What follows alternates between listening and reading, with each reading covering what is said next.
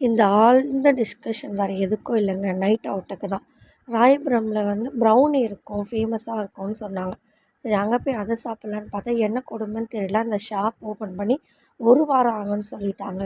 பக்கத்துலேயே பாப்ஸ் இருந்தது. அங்கே வந்து ₹5 ஐஸ் எல்லாமே ஸ்டார்ட் ஆகும்னு சொன்னாங்க.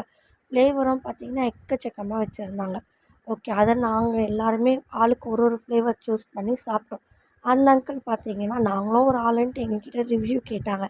அவர்கிட்ட நாங்கள் ரிவ்யூலாம் சொல்லிவிட்டு எல்லாருமே ஐஸை சாப்பிட்டுட்டு இருந்தோம் என்ஜாய் பண்ணி. அதே மாதிரி எத்தனை பேருக்கு நைட் அவுட் போகிறதுக்கு பிடிக்குன்றத கமெண்ட் பண்ணுங்கள். அண்ட் நெக்ஸ்ட் அகைன் ஒரு டிஸ்கஷன் எங்கடா போகலான்ட்டு. எங்கேயும் போக வேணாம், எடுறா வண்டியை வீட்டுக்குன்னு கிளம்பிட்டோம். என் ஃப்ரெண்டு தனியாக போகிறான்னு சொல்லிவிட்டு சரி ஓகே அவளை கூட்டிகிட்டு போய் வீட்டில் விட்டுடலாம். அவள் வீட்டுக்கு ரீச் ஆகிட்டா நம்ம உடனே கிளம்புமா ஃப்ரெண்டு வீட்டில் இருந்து. டைமை பார்த்தா மணி 3 மணி. சரி இதுக்கு மேலே நம்மளுக்கு அலோடு இல்லை, வாங்க போகலான்னு சொல்லிவிட்டு அங்கேருந்து நாங்கள் கிளம்பிட்டோம்.